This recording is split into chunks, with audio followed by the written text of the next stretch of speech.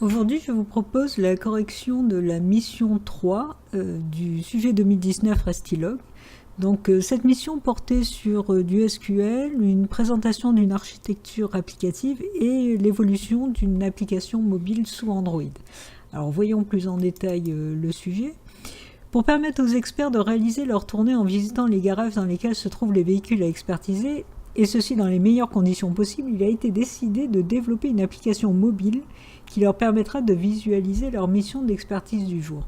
Dans cette première phase du projet, seule la version pour les équipements Android a été développée en langage Java en utilisant l'outil Android Studio. Je fais une parenthèse, donc ceux qui ont eu l'occasion de faire mon TP Android Studio, on retrouve vraiment les listes adapteurs et le contexte en fait un petit peu du TP. Fin de la parenthèse. Alors, cette application s'appuiera sur les données mises à disposition via des services web. Dans un premier temps, vous avez en charge la réalisation de diverses requêtes concernant les véhicules à expertiser ainsi que l'activité des garages partenaires des experts. Donc on vous propose 3 recherches et la première question, c'est justement écrire en SQL les requêtes permettant d'obtenir les informations souhaitées. Donc on va aller faire un tour dans les documents qui sont préconisés. Alors on avait le document 5 qui va permettre de répondre aux requêtes. Donc voilà le document 5. On a 3 relations plus une vue. Alors, ça va pas changer. J'espère que ça ne vous a pas troublé, parce qu'en fait, une vue se manipule exactement comme n'importe quelle table, comme n'importe quelle relation. Donc, on va pouvoir faire des jointures avec d'autres relations. Enfin, ça ne pose aucun problème. Donc là, on a la relation expert avec ID expert en identifiant et puis différentes informations sur l'expert. Idem pour garage, c'est une simple relation avec ID garage en identifiant et des informations sur le garage.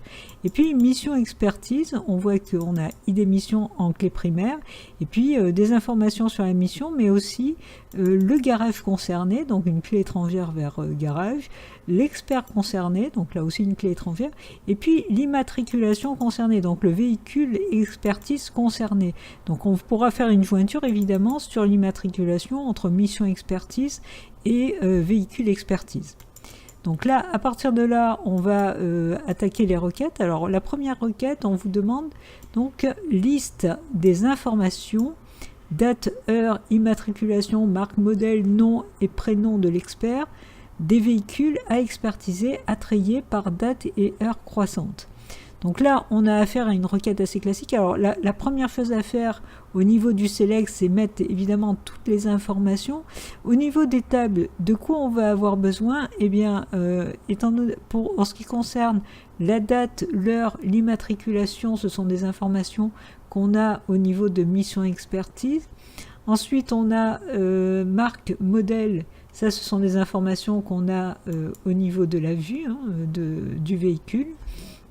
Nom, prénom de l'expert, ce sont des informations qu'on a au niveau de l'expert. Donc on sait déjà qu'on va avoir besoin au niveau des tables de mission expertise, on va avoir besoin de la vue véhicule expertise et on va avoir besoin donc de la table expert.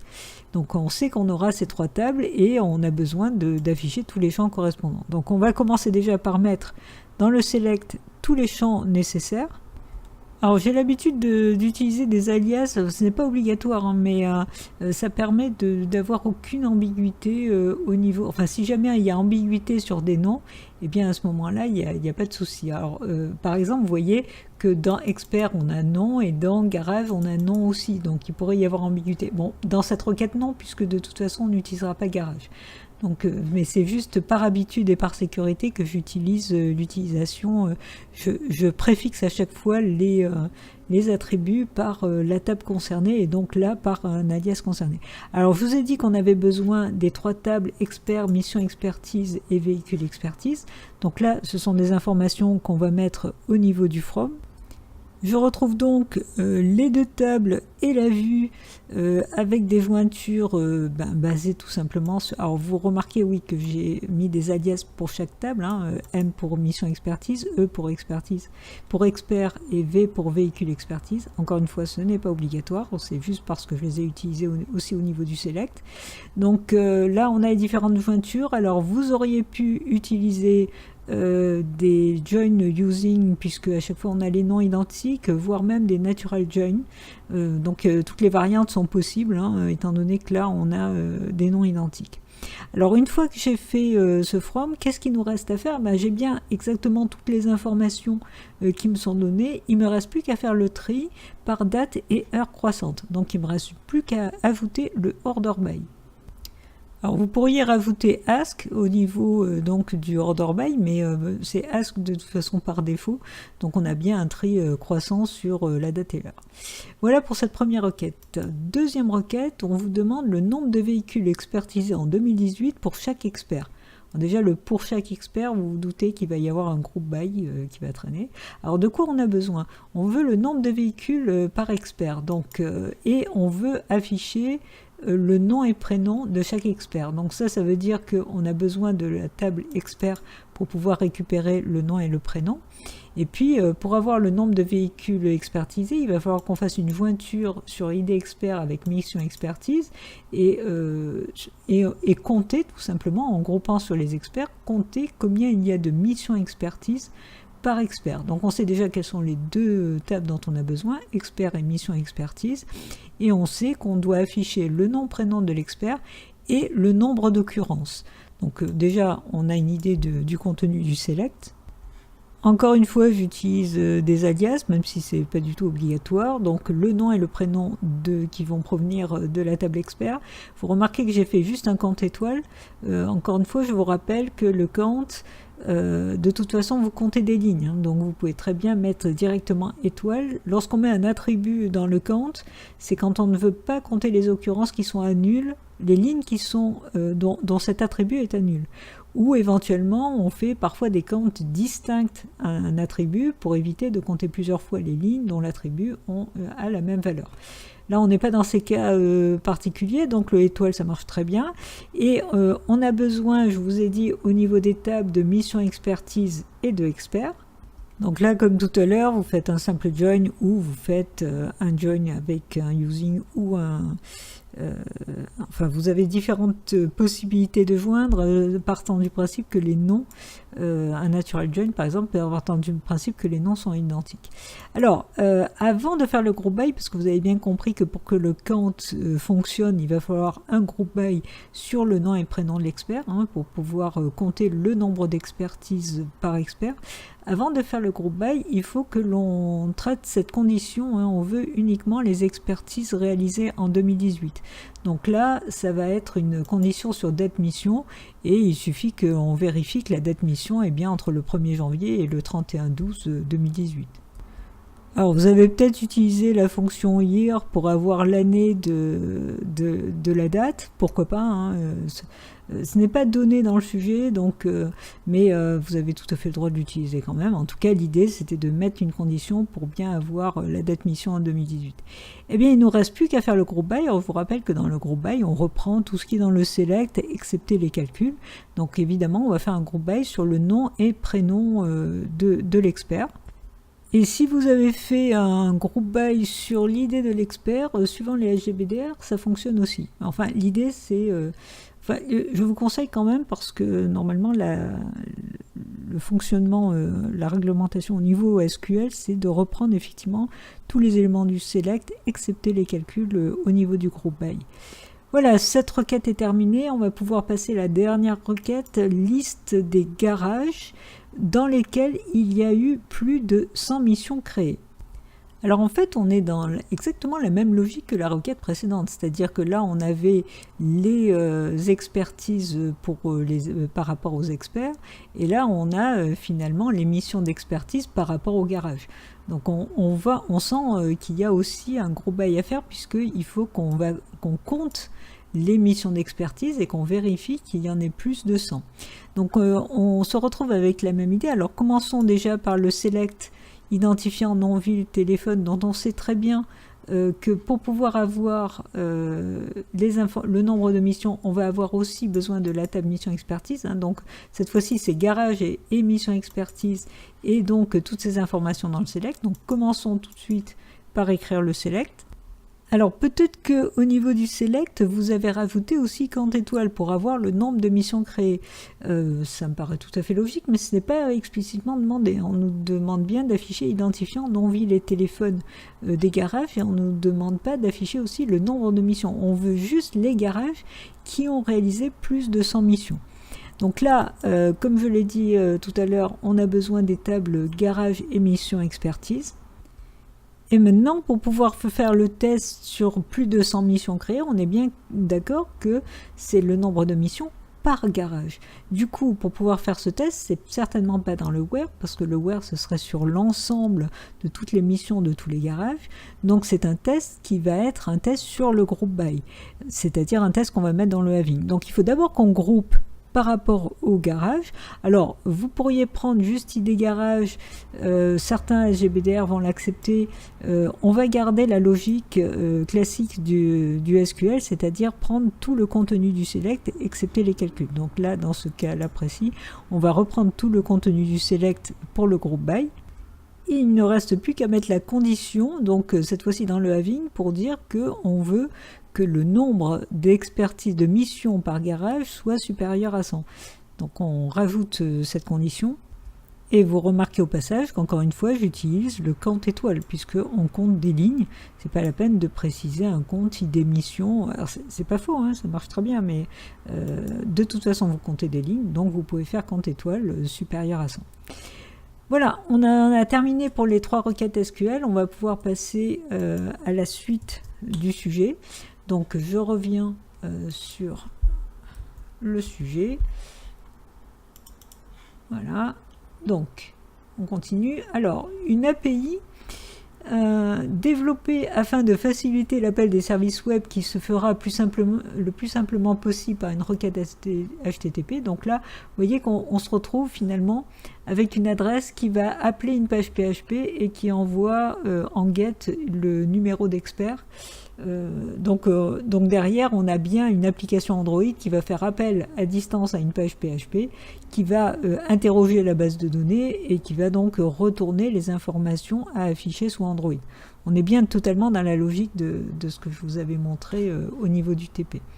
Donc le paramètre est passé par la méthode get, on le voit bien. Le code du service web, donc la page PHP, get l'émission by expert, by ID expert, permet de retourner à l'application mobile les missions correspondant à la tournée du jour pour l'expert dont l'identifiant est passé en paramètre, et ceci au format JSON, effectivement. Monsieur Poutia vous demande de documenter l'architecture applicative pour expliquer où va s'exécuter chaque code. Donc on vous dit quels sont les codes que l'on doit positionner dans l'architecture applicative. Donc le web service, c'est-à-dire la page PHP get l'émission by ID expert, le code des classes gestion URL, main activité et liste adapteur, et les requêtes SQL. Et quels sont les échanges des différents éléments d'application, et on vous donne les différents éléments, donc le SGBD SQL Server, le serveur HTTP Apache, l'application Android implantée dans l'ordiphone, le smartphone. Proposez un schéma de votre choix qui répond à la demande de Monsieur Poutia. Donc là, on est dans une représentation graphique, on vous demande un schéma qui montre. Donc il va falloir reprendre les 3 parties, le SGBD SQL Server, le serveur HTTP et l'application Android. Et puis on vous demande de positionner les différents codes, tout ce qui est ici entre parenthèses, et de préciser les échanges. Bon, alors je vais vous proposer le schéma suivant. On retrouve dans ce schéma l'application Android, le serveur HTTP Apache et le SGBD SQL Server. Donc vous voyez les 3 qui étaient mentionnés ici. Et vous voyez que j'ai repris donc le web service get l'émission expert, je l'ai bien mis au niveau du serveur HTTP. Ensuite, les 3 classes gestion URL, main activité et liste adapteur, ce sont des classes qui sont dans l'application Android, donc je les ai mis au niveau de l'application Android. Et puis les requêtes SQL, eh bien, elles sont exécutées, l'exécution des requêtes SQL se fait au niveau du SGBDR. Donc là, je réponds déjà à cette première partie, puis ensuite on vous dit quels sont les échanges entre les différents éléments. C'est ce que j'ai représenté au niveau des flèches. Effectivement, l'application Android va envoyer, à travers d'ailleurs gestion URL, va envoyer une requête HTTP vers le serveur HTTP où se trouve la page PHP. La page PHP va se connecter au SGBDR et va envoyer la requête SQL, la demande de requête SQL au SGBDR.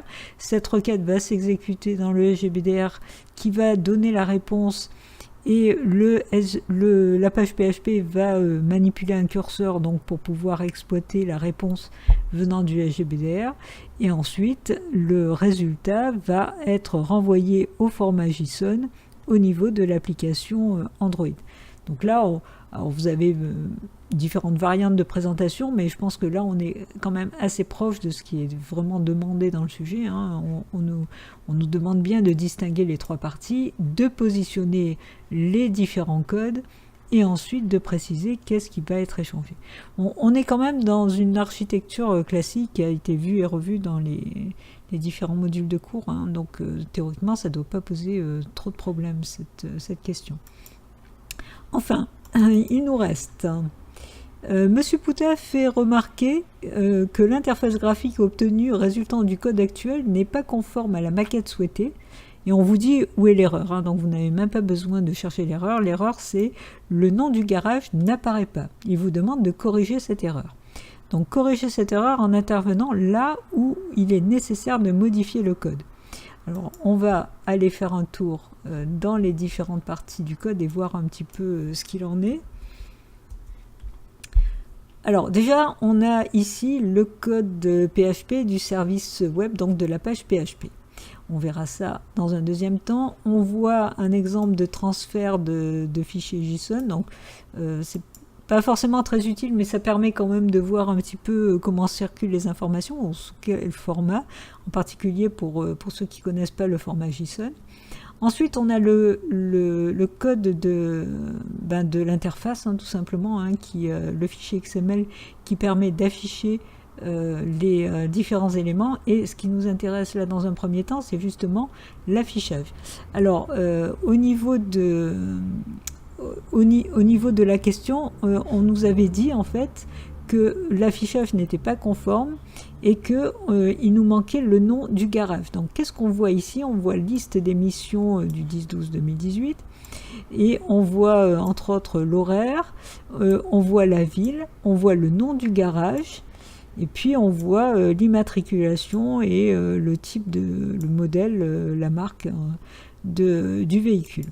Donc, ce que nous dit le sujet, c'est qu'il manque apparemment cette information, hein, le nom du garage. Donc, on va consulter les différentes étapes de code et voir où cette information manque. Et on aura aussi dans le document 9 donc, le code Android, les différents codes Android. Donc, on a la classe gestion URL, on a la classe main activity, et puis on a le list adapter. Voilà, hein, donc on a ici tous les éléments nécessaires. Donc on va pouvoir reprendre étape par étape depuis le début pour voir au niveau du code ce qui manque. Voilà, donc on va reprendre à partir de... on va les reprendre dans l'ordre, hein, à partir de get les missions by ID expert. Alors, qu'est-ce qu'on remarque au niveau de ce code? On s'aperçoit qu'on a un select qui récupère les informations qui doivent être envoyées à l'application Android. Et qu'est-ce qu'on remarque? On a ID mission, heure début, ville, immatriculation, marque modèle. Et on se rappelle effectivement que dans l'interface, on avait l'idée de la mission qui s'affichait, l'heure de début, la ville, mais on avait aussi le garage qui s'affichait. On voit bien qu'il manque le garage. Et quand on regarde la suite de la requête, on a bien la table garage qui apparaît. Mais par contre, on ne récupère pas le nom du garage. D'ailleurs, on revient dans les requêtes SQL, dans garage, voilà, c'est le nom qui nous manque et que l'on doit récupérer dans la requête. Donc ça veut dire quoi? Ça veut dire que le select n'est pas complet, il nous manque une information dans le select. Donc alors à chaque fois il faut préciser dans quel document et à quelle ligne, dans quel fichier et à quelle ligne il faut faire la modification.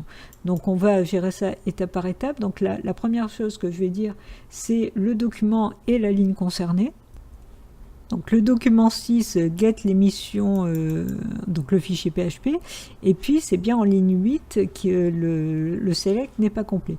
Du coup, ce qu'on va proposer ici, c'est une réécriture du select, enfin de la partie select, juste la partie où il nous manque effectivement le nom du garage, qu'on peut rajouter à n'importe quel niveau du select, mais l'idée c'est de rajouter le nom du garage. Alors, je ne me suis pas fatigué à réécrire tout le select, je l'ai mis à la fin, comme je vous ai dit, la position n'a pas d'importance. Étant donné qu'ils avaient renommé, mis un alias G sur garage, j'ai utilisé cet alias G pour appeler le nom, et je le renomme en garage, parce que ça sera plus pratique pour le récupérer. C'est comme par exemple ici, le v.immatriculation a été renommé en immatriculation, et je trouve que c'est plus clair avec marque modèle, etc. On aura garage, donc tout le long, on va pouvoir utiliser le nom garage que l'on aura récupéré. Ok, donc là, ça c'était la première modification à faire. On va donc continuer à scruter les autres documents. Alors le document 7, c'est juste le formalisme du JSON, donc ça ne va pas nous intéresser directement. Au niveau du document 8, enfin on sait juste dans le document 7 que on va avoir, en plus de toutes ces informations, d'émission, ville avec le nom de la ville, on aura aussi entre guillemets garage, et on aura le nom du garage. Alors, au niveau du document 8, qu'est-ce qu'on remarque? En fait, alors c'est vrai que si vous n'êtes pas familiarisé avec le XML pour Android, ça pouvait être un petit peu déstabilisant, mais ceci dit, on voit bien ici l'affichage résultant, et on a donc le code XML qui permet quand même de faire les correspondances. Donc on retrouve l'idée qui est affiché ici, l'idée. Ensuite, on retrouve l'heure, puis la ville, l'immatriculation, marque modèle. Donc, on est d'accord qu'on a l'heure, la ville, l'immatriculation et heure modèle et marque modèle. Donc là, ce qui nous manque ici, c'est évidemment le garage qui doit être affiché après la ville. Donc, les informations qui nous manquent doivent être écrites entre les lignes 28 et les lignes 29, donc entre l'affichage de la ville et l'affichage de l'immatriculation. Ensuite, on essaye de comprendre rapidement tous les paramètres qui sont donnés. Donc on voit qu'il y a à chaque fois une idée, on voit le formalisme de l'idée qui est donné, on va garder un peu le même formalisme, c'est-à-dire qu'on va mettre garage M. On va le faire étape par étape. Alors déjà, on va préciser que les modifications vont se faire dans le document 8 et entre les lignes 28 et 29. Donc au niveau du document 8, donc list layout XML, il manque le text view pour afficher le nom du garage entre les lignes 28 et 29. Alors on va le construire étape par étape, ce text view. Donc je commence par écrire text view. Puis la ligne suivante, c'est pour pouvoir donner l'idée. Donc on a vu le formalisme de l'idée donné tout le long. Donc on va mettre un garage M comme ville M, IMAT M, etc. Les deux paramètres suivants représentent en fait la place que va prendre le layout par rapport au contenu, au text view. Alors vous pouvez le savoir ou ne pas le savoir, mais vous avez vu que tout le long c'était pareil. Donc on va recopier exactement la même chose. En fait, pour un titre informatif, ça permet de faire en sorte que le layout soit de la taille en fait du contenu. Donc ils ne prennent pas plus de taille. Donc c'est par rapport à la taille du contenu. On comprend ensuite que le paramètre suivant, c'est par rapport à la position, se positionner par rapport à un autre text view. Donc on voit que c'est par exemple right off ou bien below. Donc on comprend que là, ça paraît logique de mettre le nom du garage à côté, à droite de ville. Donc on se doute que ça va être à nouveau un right off. Donc c'est ce qu'on va utiliser ici. Et on se positionne donc right off par rapport à ville M, hein, puisque là vous voyez que la ville c'était par rapport à l'heure, c'est ce qu'on voit ici, hein, la ville est à droite de l'heure, donc évidemment le nom du garage est bien à droite de la ville. Bon, ok. Il nous reste ensuite la mare. Alors on voit qu'il y a margin left à 10, margin left à 10, ce sont les marges de gauche, donc on voit que l'espace qui est entre le nom de la ville et le nom du garage est le même qu'entre le nom de la ville et l'heure, donc on va reprendre le margin left exactement le même qu'il y avait au niveau de la ville. Il reste enfin le tools text. Alors on voit qu'à chaque fois vous voyez c'est ID, heure, ville, immatriculation, donc on va garder la même logique évidemment et l'initialiser avec garage. Et là, on en a terminé avec ce document 8. Donc on va voir un petit peu la suite. Ensuite, on a le document 9 qui contient les différents codes. Alors on a d'abord gestion URL. Voyons un peu plus en détail ce qu'il fait. Il crée un objet de type connexion. Ensuite, il précise que la connexion va se faire en GET. Qu'est-ce qu'on voit d'autre? On a le début de la requête HTTP, donc on voit que là c'est du paramétrage pour pouvoir se connecter et envoyer les informations. Rien de comment dire qui touche en fait le problème que l'on a avec Garage, hein. On sent que là on est complètement dans une classe qui va s'occuper de tout ce qui est connexion et envoi des informations vers le serveur. Donc là rien de plus. On passe à main activity. Alors que fait main activity? Eh bien en gros il va d'abord initialiser l'URL pour pouvoir se connecter. Ensuite il récupère au format JSON les informations provenant donc du serveur distant. Comme le dit le commentaire, il va transformer le fichier JSON en tableau, donc ça ne concerne toujours pas précisément notre garage.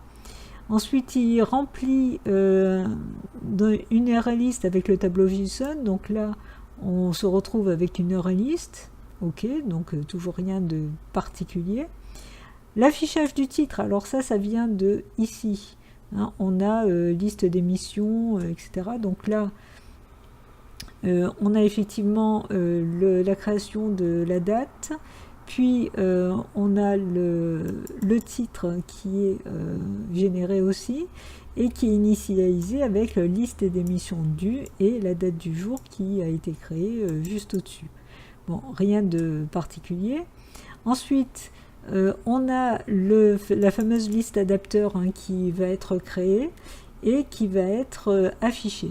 Et si vous connaissez le principe de liste adapteur, hein, ça va permettre effectivement d'afficher les différents éléments provenant donc de leur liste que l'on a générée.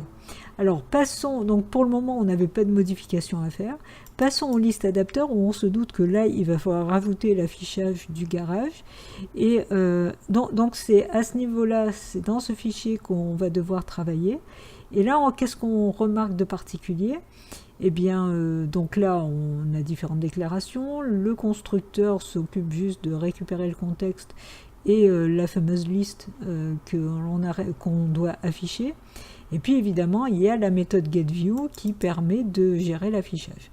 Alors, qu'est-ce qu'on remarque dans cette méthode getView? On retrouve justement toutes les zones d'affichage, alors qu'on récupère dans des text view, hein, toujours pareil avec le find view by id qui va permettre de faire le lien entre la zone d'affichage et notre objet local de type text view. Donc on fait le lien avec text id, l'heure, la ville, l'immatriculation, marque modèle, et là vous voyez bien qu'il manque justement le garage. Donc on comprend qu'entre les lignes 19 et 20, enfin on pourrait le mettre après, hein, mais logiquement entre les lignes 19 et 20, ça serait bien d'ajouter effectivement la récupération du lien avec le garage, hein, le fameux text view qu'on a ajouté juste avant, hein, puisqu'on a créé le text view. Donc du coup, je vais déjà préciser quel est le document concerné. C'est bien le document 9, liste adapteur, enfin plus précisément la classe ListAdapterJava. Et puis donc entre les lignes 19 et 20, il manque une ligne qui est tout simplement le TextView et est récupérée. Alors on peut l'appeler comme on veut, mais on va l'appeler tant qu'à faire TXT-Garage, et on va faire le lien avec notre garage M, puisque je vous rappelle que l'idée qu'on avait donnée, c'est ici, voilà. L'idée qu'on avait donnée, c'est garage M. Alors, on continue l'analyse du code, et là, dans le try-catch, on s'aperçoit qu'on va remplir, parce que là, on n'avait fait que faire les liens entre les zones graphiques et puis nos objets locaux de type TextView. Donc là, maintenant, on va les remplir avec cette texte, et vous voyez qu'on remplit l'idée, l'heure, la ville, l'immatriculation, marque modèle, mais il manque encore une fois, effectivement, le TXT, ce qui est normal, le TXT garage qu'il va falloir remplir avec les informations qui viennent du garage et qui viennent de la liste. Et je vous rappelle que on avait donné le nom garage ici au niveau de la requête. Donc le nom qu'on va utiliser ici, ça va être garage. Donc du coup, alors on peut les mettre n'importe où, entre les lignes 24 et 29, mais bon, tant que faire, on va garder la même logique et mettre entre les lignes 26 et 27. On va valoriser donc le TXT garage avec le garage qui est récupéré dans la liste. Alors vous avez peut-être utilisé d'autres noms, donc vous vérifierez bien que TXT garage, ce nom-là, correspond bien sûr au TXT garage que vous avez mis là. Bon, moi j'ai essayé de garder la même logique que les noms du sujet, et puis évidemment, ce garage entre guillemets doit correspondre au nom que vous avez donné au niveau du select, qui est récupéré au format JSON et qui a permis de remplir la collection liste qui contient donc tout le résultat du SQL. Donc si vous avez mis juste nom ici et que vous n'avez pas renommé en garage, ça sera nom qu'il faudra mettre ici.